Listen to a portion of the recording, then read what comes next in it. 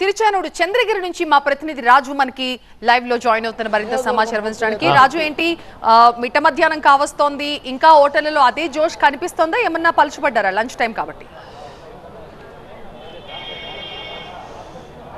ఖచ్చితంగా ఎండ తీవ్రత ఎంతగా ఉన్నా ఓటర్లు మాత్రము పోలింగ్ కేంద్రాలకు చేరుకునేందుకు అంతే ఆసక్తి కనపరుస్తున్నట్టుగా స్పష్టమవుతుంది. మనం ప్రస్తుతము ఇప్పటి వరకు నేను అర్బన్ ప్రాంతంలో ఉంటే ఇప్పుడు రూరల్ ప్రాంతంలో ఉన్న చంద్రగిరి నియోజకవర్గము తిరుచానూరు పిఎస్ వద్ద ఉన్న చూడొచ్చు. దాదాపు ఇక్కడ 8 పోలింగ్ బూతులు ఉన్నాయి. ఇక్కడ 8 పోలింగ్ బూత్లో మహిళలు ఇప్పటిదాకా కూడా క్యూ లైన్లో వేచున్నారు. అయితే ఎన్నికల కమిషను ఎండ తీవ్రత ఉంది కాబట్టి ఖచ్చితంగా పందిళ్లు వేసింది, వాళ్ళకి కావాల్సిన సౌకర్యాలు ఏర్పాటు చేసింది. ఓటర్లు ఏ రకమైన ఇబ్బంది కలగకుండా ఓటింగ్లో పాల్గొనేకు అన్ని చర్యలు తీసుకున్న నేపథ్యంలోనే పెద్ద ఎత్తున ఓటింగ్కి అయితే పాల్గొంటారు. నేను ఇక్కడ తిరుచానూరులో అయితే ఏకంగా 60% పోలింగు ఇప్పటికైనా దాదాపుగా మనకున్నటువంటి సమాచారం ప్రకారం 5 గంటల సమయంలోనే, కేవలం 5 గంటల వ్యవధిలోనే 60% పోలింగ్ అయిందంటే ఖచ్చితంగా 80 నుంచి 85% వరకు కూడా పోలింగ్ నమోదయ్యే అవకాశం ఉంది. ఇక్కడంతా కూడా టీటీడీ ఉద్యోగులతో పాటు టీటీడీలో పనిచేసే అర్చకులు అలాంటి ఫ్యామిలీసే ఉంటాయి.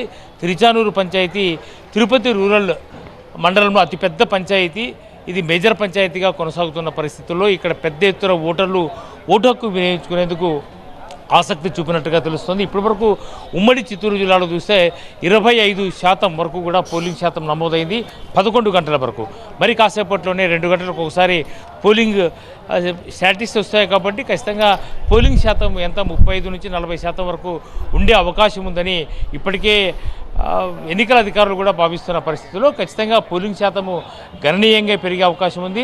ఎండ తీవ్రతను ఏమాత్రము లెక్క చేయకుండా ఉదయం నుంచి ఏ రకంగా పోలింగ్ కేంద్రాలకు ఓటర్లు వస్తున్నారో, ఎండ తీవ్రత అంతగా ఉన్నా అదేవిధంగానే పోలింగ్ కేంద్రాలకు వచ్చి ఓటు హక్కు వినియోగించుకునేందుకు ఓటర్లు అయితే ఆసక్తి కనపరుస్తున్నారు. ప్రత్యేకించి వృద్ధులు, మహిళలు, యువ ఓటర్లే ఈసారి ఎక్కువ శాతము ఓటింగ్లో పాల్గొంటున్నారు. ప్రత్యేకించి మహిళలు, ఎందుకంటే మెజారిటీగా ఎక్కువ శాతము చాలా వరకు నియోజకవర్గాల్లో మహిళా ఓటర్ల సంఖ్య ఎక్కువగా ఉంటుంది. అయితే ఈ మహిళలు అంతే స్థాయిలో ఓటింగ్లో పాల్గొనేందుకు ఆసక్తి చూపడంతోనే ఈ పర్సెంటేజ్ రైజ్ అవుతున్నట్టుగా తెలుస్తుంది.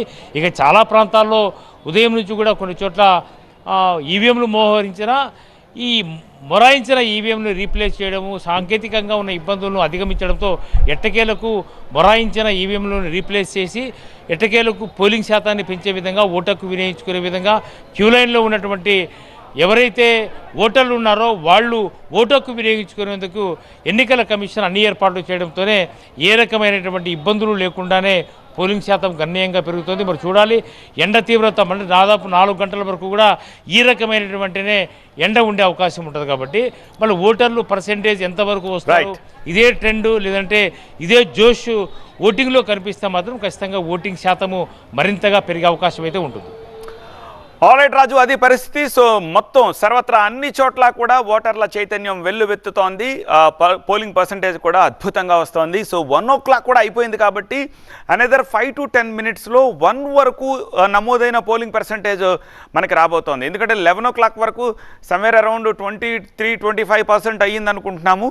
సో దానికి ఇప్పుడు క్రూషియల్ 11 to 1 మధ్యన అయిన పోల్ పర్సంటేజ్, ఎందుకంటే ఇక్కడ స్పీడ్ అవుతుంది బిట్వీన్ 10 to 12-1కి. ఎందుకంటే మొదట్లో కొంచెం లేజీగా స్టార్ట్ అవుతుంది, సర్దుబాట్లు అవి ఇవి చేసుకోవడానికి టైం పడుతుంది. కాబట్టి వన్స్ స్పీడ్ అందుకున్న తర్వాత ఈ బిట్వీన్ 10 to 12-1 మధ్య ఎక్కువ నమోదయ్యే అవకాశం కనిపిస్తుంది. సో ఇంకో 5 to 10 minutesలో 1 o'clock వరకు నమోదైన పోల్ పర్సంటేజ్ 2 తెలుగు రాష్ట్రాల్లో కూడా మీ ముందు ప్రయత్నం చేస్తాను.